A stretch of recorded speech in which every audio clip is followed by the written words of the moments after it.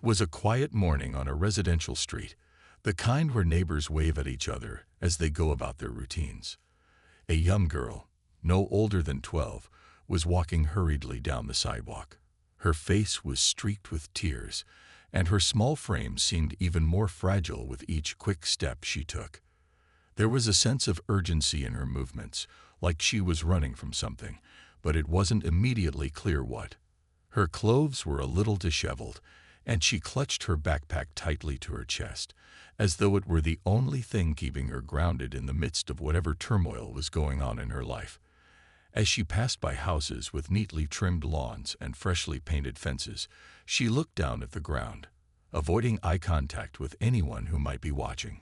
She was clearly upset, her shoulders shaking with every breath she took, but she didn't seem to care who saw. Her only goal was to find safety, to escape the turmoil that was chasing her. And then, as if drawn by some unseen force, she saw him. Charles, a local garbage man, was doing his usual rounds. His truck, a large, familiar vehicle, was parked up the street. He was in his usual uniform, blue overalls, a reflective vest, and work boots that had seen better days. His job wasn't glamorous, but it was steady, and he took pride in doing it well. Charles had seen a lot of people in his day, from friendly neighbors to those who couldn't be bothered to smile, but something about the girl made him stop in his tracks. As she approached, her eyes locked onto him, and for a split second, their gazes met. There was a moment of recognition between them, but not the kind you get when you see someone you know.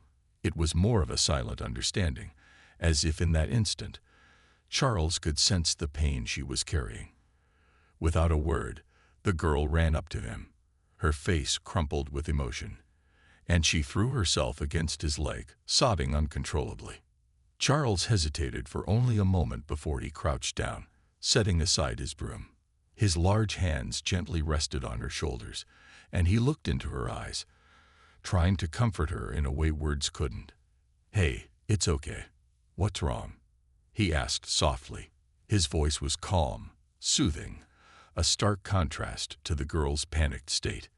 But she didn't respond right away. Instead, she just continued crying, her small body shaking from the intensity of it all. Charles remained patient, waiting for her to gather herself. He could feel the weight of the situation hanging in the air, but he didn't press her to speak. After a few moments, the girl sniffled and looked up at him with red, swollen eyes. She wiped her tears away hastily, but they kept coming, flowing down her face as if they couldn't be stopped. I don't know what to do," she whispered, her voice quivering with fear. Charles furrowed his brow, sensing that this wasn't just a simple argument or school problem. There was something deeper, something darker, lurking beneath the surface. But before he could ask more, the girl spoke again, her voice barely audible. "I don't feel safe at home. I don't know where else to go." A sharp pain stabbed at Charles' heart as the girl's words sank in. He could hear the desperation in her voice, and it was clear that whatever had happened to her had shaken her to the core. He looked around, but no one else was nearby, no other adults to help, just the two of them standing alone in the quiet street.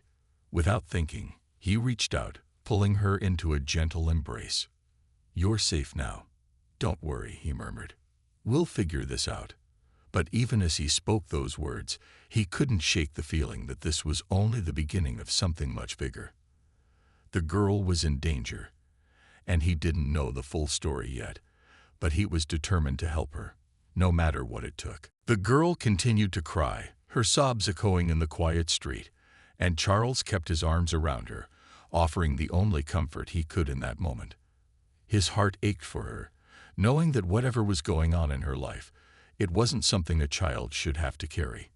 He gently rubbed her back, trying to soothe her as best as he could, waiting for her to speak again. He could tell she was hesitant, her words tangled in her fear, but he didn't want to push her. She needed to trust him first. After a few moments, the girl pulled away slightly, wiping her eyes with the back of her sleeve. Her breathing was still shaky, and she struggled to speak through the sobs. "It's my "It's my parents," she finally whispered. They don't. They don't care about me. I can't take it anymore." Charles' stomach dropped at her words. He had no idea what kind of home life she had, but it was clear that the girl felt abandoned, misunderstood, maybe even unloved. It was a feeling he could relate to in some ways. Everyone goes through tough times, and sometimes the people who should protect you are the ones who hurt you the most. He didn't know what was going on in her home, but whatever it was, it had driven her out onto the streets, alone and scared. "Do you want to talk about it?" Charles asked softly, his voice filled with concern.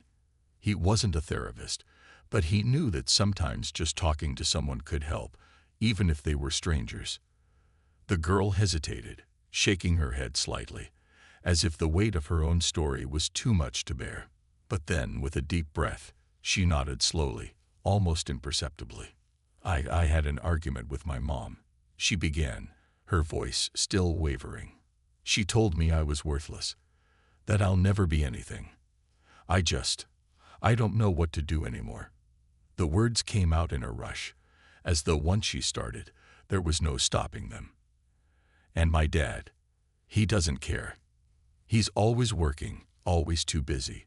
And when he is home, he doesn't even look at me. I'm invisible." Charles felt a deep pang of sympathy for her. He had seen many people who were struggling in their own way. He had seen the anger, the loneliness, and the feeling of being lost. But hearing this little girl's pain, hearing her express how she felt like she didn't matter, struck him like a blow to the chest. "Sweetheart," Charles said gently, crouching down to meet her eye level. "You matter. You are important, and you don't deserve to feel like this. Whatever's going on at home, it's not your fault."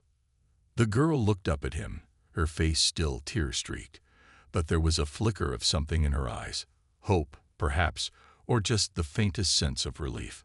She hadn't expected to be heard, and now she had someone who was listening, truly listening, to her pain. She nodded, wiping her eyes again, and for the first time since she had run to him, she seemed to calm down a little. Charles wasn't sure what had caused the breakdown between her and her parents, but he knew one thing for sure. This wasn't just a simple disagreement. It was deeper than that. There was something more going on, something that had pushed her to the edge, and he couldn't just stand by and let it continue. "We'll figure this out," he said, offering a reassuring smile. "I'm going to make sure you're okay. Let's take it one step at a time." The girl didn't say anything, but the look in her eyes was enough. She trusted him, even if just a little, and for the first time in a while, Charles felt like he was doing something important. He wasn't just a garbage man. He was someone who could make a difference. Charles stood up slowly, keeping his eyes on the girl, who had calmed down a bit but was still visibly shaken. He took a deep breath, trying to think of what to do next. He couldn't just let her walk away. The situation had grown more serious than he had anticipated, and he knew that staying on the sidewalk wasn't going to solve anything. But he also didn't want to make the girl feel cornered or pressured. "Do you want to sit down for a minute?" Charles asked, pointing to a nearby bench that sat in front of one of the houses on the street. The girl nodded, still clinging to her backpack, her eyes on the ground. As they walked over to the bench, Charles noticed the way she kept glancing nervously over her shoulder, as though she was expecting someone to come after her. He couldn't blame her for being afraid. The girl had already been through so much, and now she was running from a situation that was clearly too overwhelming for her to handle alone. They sat down together, the silence between them comfortable but heavy. Charles didn't rush her to speak, knowing she was still processing everything. He kept his hands folded in his lap, giving her space, but also offering a silent show of support. She needed to feel safe, and sometimes that meant simply being there, not forcing her to say anything before she was ready. "I can't keep running," the girl suddenly whispered, breaking the silence. Her voice was quiet but strong, and Charles could hear the weight of her words. She wasn't just talking about running away from home. She was talking about running from her entire situation, from the pain, from the fear that had followed her everywhere. She wanted to escape, but she didn't know how. Charles nodded slowly. "You don't have to run anymore," he said softly. "I'm here to help, okay? You're not alone." The girl looked at him, her eyes searching his face, looking for the sincerity in his words. She had been let down too many times to trust easily, but something about Charles made her feel like he meant it. "Do you want me to call someone for you?" he asked, his voice kind but firm. He knew she needed more help than he could provide, and he didn't want to make her feel like she had no other options. The girl hesitated, her fingers playing with the strap of her backpack nervously. "I don't know," she said quietly. "I'm scared. I don't want to go back there. I don't know where else to go." Her words were filled with fear, and Charles could see the conflict in her eyes. She didn't want to face whatever was waiting for her at home, but she also didn't know where to turn for help. "I understand," Charles said gently. "But there are people who can help you. I can call someone I trust, someone who will make sure you're safe. You don't have to go back to a place that makes you feel like this." He placed a reassuring hand on her shoulder, offering comfort with a gesture, not just words. The girl looked down at the ground, still unsure. But there was a shift in her, something in the way she sat, more relaxed now, not as rigid with fear. She was starting to feel like maybe, just maybe, things could be different. Maybe she didn't have to face this alone. For the first time in a long time, she allowed herself to believe that there was hope. I guess I'll try," she said, her voice barely above a whisper. But Charles could hear the small note of trust in her words, and it gave him hope too. They sat together for a few more moments, the weight of the world still heavy on her shoulders. But now, there was a lightness in the air. The girl had taken the first step in reaching out, and that was all Charles needed to know, that she was on her way to a better place, where she didn't have to run anymore. As Charles sat beside the girl, trying to keep her calm, he noticed her anxiety was rising again. She kept glancing nervously over her shoulder, her eyes darting down the street and back toward her house. There was a tense feeling in the air now, a quiet urgency that Charles couldn't ignore. The situation was escalating, but he wasn't sure why. Was someone coming after her? Was it her parents, or was there something else going on? Suddenly, the sound of sirens broke through the silence. The high-pitched wail of police cars could be heard growing louder, getting closer. Charles looked down the street, where a couple of police vehicles appeared, lights flashing as they sped toward them. The girl's body immediately tensed, her hands gripping the edges of the bench, her eyes wide with fear. Her breath caught in her throat, and she seemed ready to jump up and run again. "No, please, don't take me back," she whispered, the panic evident in her voice. Charles could feel her fear, almost tangible in the air around them. He didn't know what had happened, but the sight of the police had sent the girl into full-blown distress. He reached over, gently placing his hand on her arm, trying to ground her. "Hey, it's okay.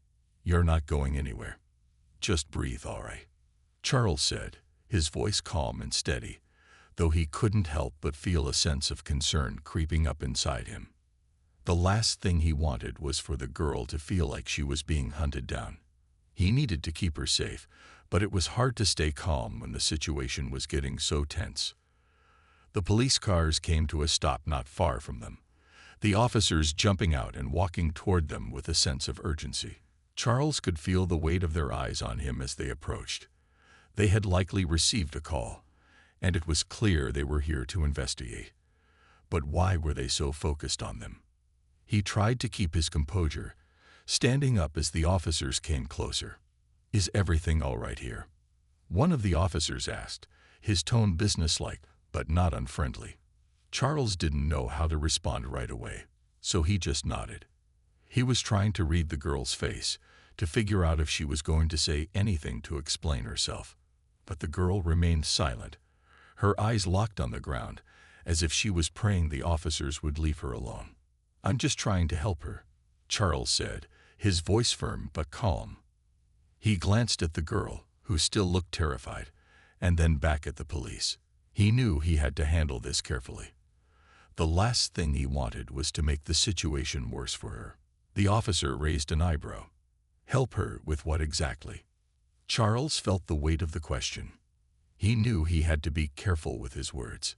She's been having some problems at home. She just needed someone to talk to. The officer seemed to consider this for a moment, glancing between Charles and the girl. He didn't seem convinced, but he didn't push further. All right, he said, his voice softer now. But we're going to need to speak with her, make sure she's okay. You understand? The girl flinched at the mention of speaking with the police. She looked up at Charles, her eyes filled with fear, and for a brief moment, he saw the pain in her expression. He realized that the thought of talking to the authorities was just as terrifying as whatever was happening at home. Charles nodded to the officer. Of course, he said. But as the police officer moved closer to the girl, Charles stayed by her side, not wanting her to feel alone in this moment.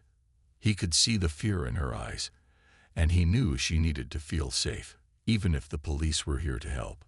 Hey, Charles said quietly, so only she could hear him. It's going to be okay. You don't have to say anything you're not ready to. I'm right here with you. He offered her a reassuring smile, hoping it would help her feel a little less afraid. The girl gave a small nod, but she still seemed uncertain, her eyes flicking back to the police and then to Charles. She wasn't sure what would happen next, but for now, she had Charles with her. That, at least, gave her a small measure of comfort. The police officers stood in front of Charles and the girl, their presence now a heavy weight in the air. The sirens had faded, but the tension lingered. Charles could feel the girl's pulse racing beside him. She was trembling, her hands still tightly clutching the edge of the bench. She glanced at the officers, her eyes wide with uncertainty, as though she were trying to read their intentions. The officer who had spoken to Charles earlier took a step forward. He was tall, with a firm, yet not unkind, expression on his face. He looked down at the girl, his eyes softening just a bit, though his posture remained professional. We just want to make sure you're all right, he said gently, but his tone carried an authority that made the girl flinch. She wasn't used to trusting anyone, especially not the police, and this was the last thing she had expected when she had run out into the street earlier. Charles, sensing the girl's discomfort, stepped in to help ease the situation. He didn't want her to feel cornered, not now when she was already so fragile. She's been through a lot today, he said, his voice calm but firm. I just found her upset, and we've been talking about it. But I think she might need a little more time before she's ready to talk to you. The officer looked at Charles, a small frown forming on his face. I understand, but we need to make sure she's safe. If she's been in a difficult situation, we have to know about it. It's our job to help. There was a moment of silence as the officer scanned the girl's face, trying to gauge her reaction. But the girl remained silent, her body stiff, and her gaze cast downward. She wasn't ready for this conversation, not yet. Charles could see the officer was trying to be patient, but he also knew they couldn't let this drag on too long. Something in the girl's body language told him that she was barely holding it together. The longer they stayed out in the open, the more vulnerable she felt. He could sense that she didn't want to speak in front of strangers, especially not now, not with so much hanging over her head. I'll make sure she talks to someone who can help, Charles said, his voice steady. He didn't want the girl to feel forced into a situation where she had to open up before she was ready. He looked back at the girl, giving her a reassuring smile. If you want, we can sit here a little longer. Take a breath and figure out what to do next, okay? The girl nodded, though she still didn't speak. She was torn, caught between the fear of facing whatever awaited her at home and the uncertainty of what might happen if she told the officers too much. The last thing she wanted was to make things worse. She was scared of the unknown, scared of being judged. But Charles was right next to her, offering her a quiet strength that she hadn't known she could lean on. The officer gave Charles a long look before he stepped back slightly, seemingly satisfied with the arrangement. All right, he said, but we'll need to talk to her soon. If she's ready, we'll help her however we can." Charles nodded, understanding the officer's point. He didn't disagree, but he also knew the girl needed space. She couldn't be rushed. As the officer turned to talk to his partner, Charles lowered his voice again, speaking only to the girl. "You're doing great," he said softly. "It's okay to take your time. I'm here with you, and we'll make sure you get the help you need." For the first time since they had sat down, the girl looked up at him. Her eyes were still full of doubt, but there was a flicker of something else, something like trust. It was small, almost imperceptible, but it was there. She hadn't felt safe in a long time, but somehow, in this moment, she felt like maybe she could be. Maybe things could get better. "I don't want to go back," she whispered, her voice barely audible. "You don't have to go back until you're ready," Charles assured her. "But you're not alone anymore. We'll figure this out together." The girl nodded slowly, a small tear escaping down her cheek. She was still scared, but now there was a glimmer of hope in her heart. The road ahead was uncertain, but for the first time in a long time, she felt like she might have a chance. The minutes ticked by as Charles and the girl sat on the bench, their conversation quiet, but the atmosphere around them still tense. The officers had moved a little distance away, giving them some space, but Charles could feel the weight of the situation pressing down on him. He had a strong sense that the girl wasn't just afraid of talking to the police. She was terrified of what might happen if she did. There was more to her story than she had shared, and Charles knew that whatever it was keeping her trapped in a place where she felt like she had no way out. The girl had calmed down somewhat, her shoulders no longer shaking as violently as before, but her eyes were still filled with fear and uncertainty. She was lost in thought, staring off into the distance, her fingers nervously fiddling with the strap of her backpack. Charles didn't want to push her, but he could tell that she needed someone to guide her through the next steps. He could feel the weight of responsibility settling on his shoulders. This wasn't just about giving her a little comfort anymore. It was about protecting her, helping her find the courage to ask for help when she felt like she couldn't.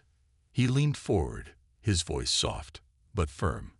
"Hey, I know it's hard right now," he began, "but talking to someone who can help you, someone who's trained to understand what you're going through, that's the first step to making things better. You don't have to do this alone." The girl's eyes flicked up to meet his. There was something in her gaze that softened, a quiet understanding in the way she looked at him. But she didn't say anything, still unsure, still afraid of what the consequences might be if she spoke up. Charles could see it in her face. She was battling with herself. She had been hurt, maybe in ways that no child should ever have to endure. And now she was scared to trust anyone, even the people who were supposed to help her. Charles took a deep breath, trying to steady his own thoughts.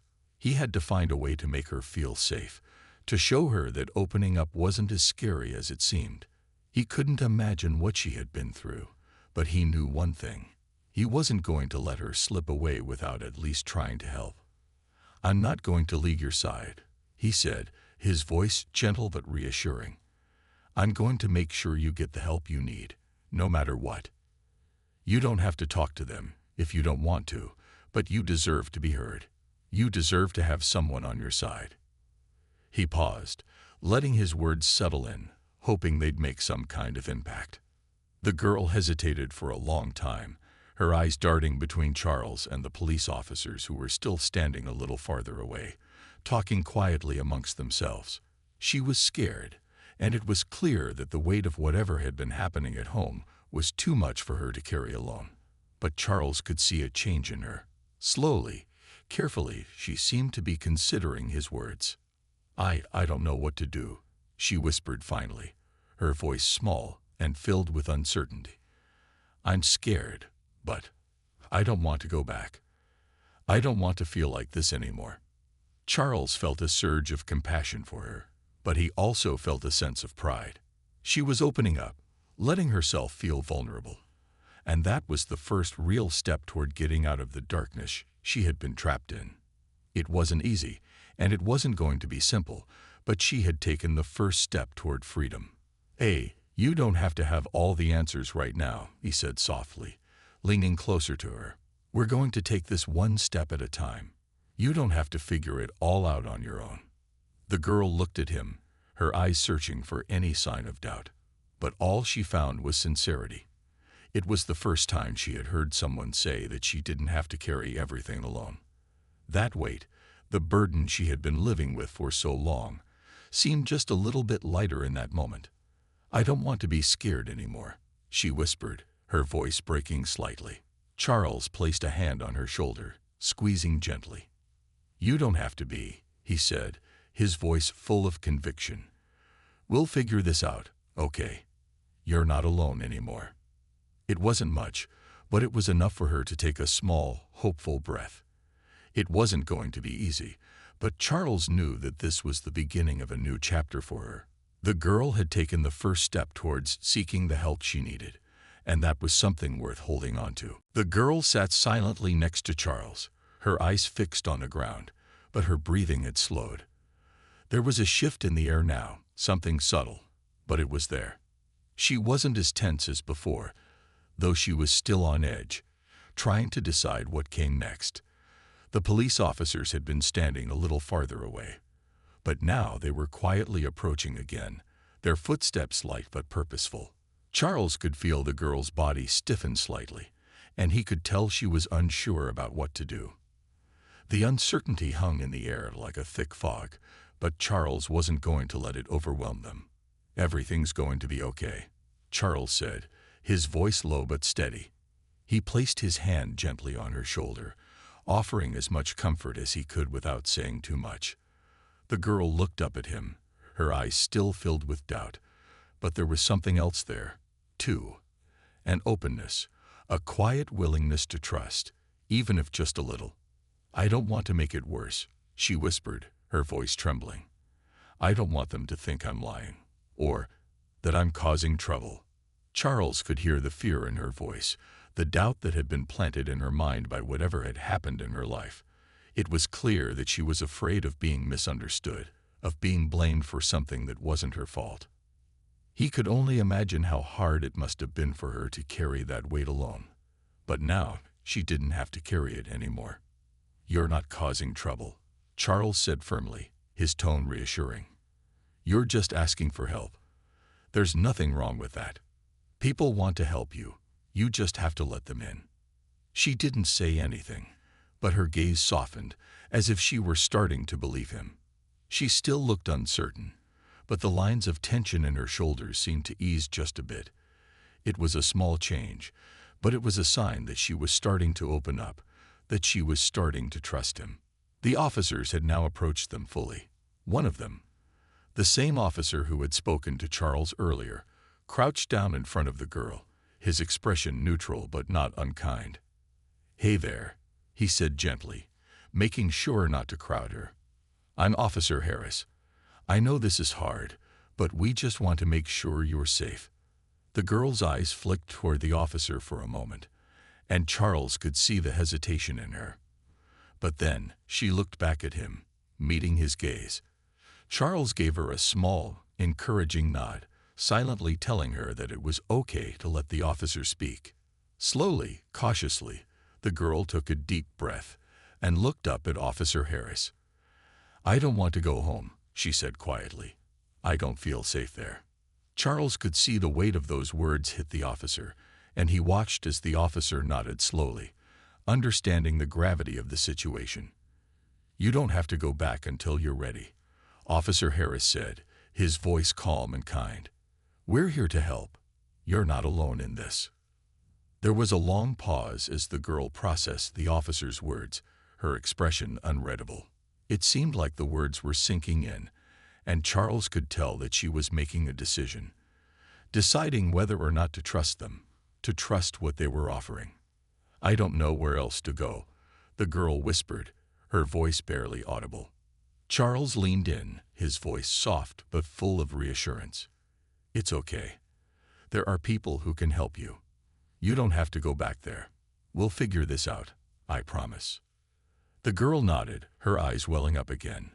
But this time, they weren't just filled with fear. They were filled with something else. Hope, maybe. Or maybe just the beginnings of trust. Whatever it was enough to make her sit up straighter, to stop looking down at the ground, and face the officer with a little more courage.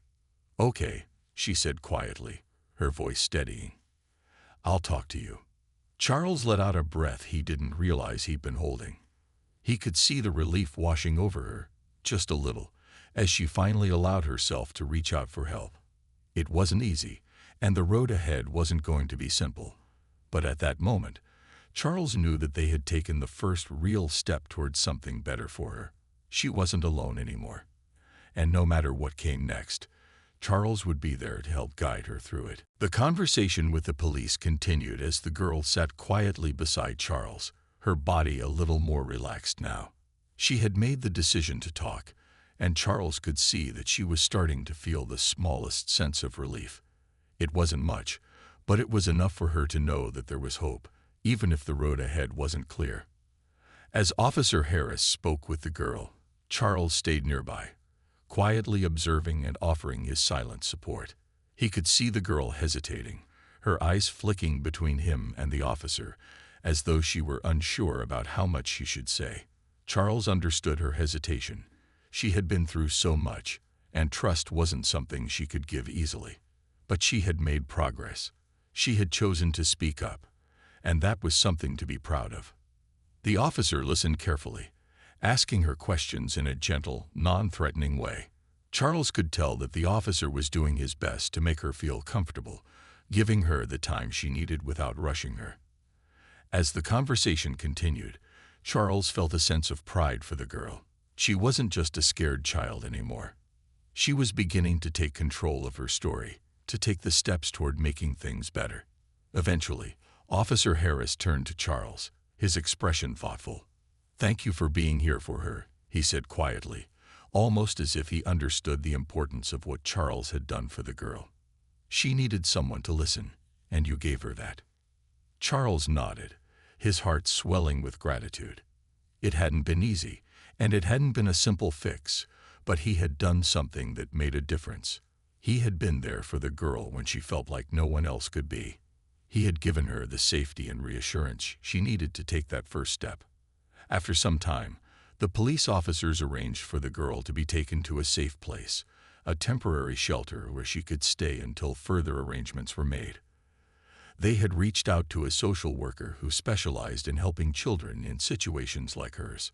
Charles had offered to help with whatever she needed, and the officers had made sure she had the support she deserved. As the girl stood up to leave, she turned to Charles, her eyes filled with gratitude. "Thank you," she whispered, her voice soft but sincere. "I don't know what would have happened if you hadn't helped me." Charles smiled, his heart full. "You don't have to thank me. I'm just glad you're safe now." The girl gave a small nod, a faint smile tugging at the corners of her lips. For the first time, she seemed to believe that things could get better. She wasn't alone anymore, and she had a future where she didn't have to be afraid all the time. As she walked toward the car that would take her to the shelter, Charles watched her go, his heart heavy but hopeful. He knew that there were still challenges ahead for her, but for now, she had taken the first step toward a life where she could feel safe again. And that was enough. As the car pulled away, Charles stood there for a moment, reflecting on everything that had happened. He thought about how one small act of kindness could change the course of someone's life. It wasn't just about the girl. It was about the way people cared for each other, the way they supported each other when things seemed impossible. In a world that often felt broken, this was a moment of healing, a moment of hope. With a deep breath, Charles turned and walked back to his truck, feeling a quiet sense of pride. He hadn't just done his job that day. He had made a difference, and in the end, that was the most important thing.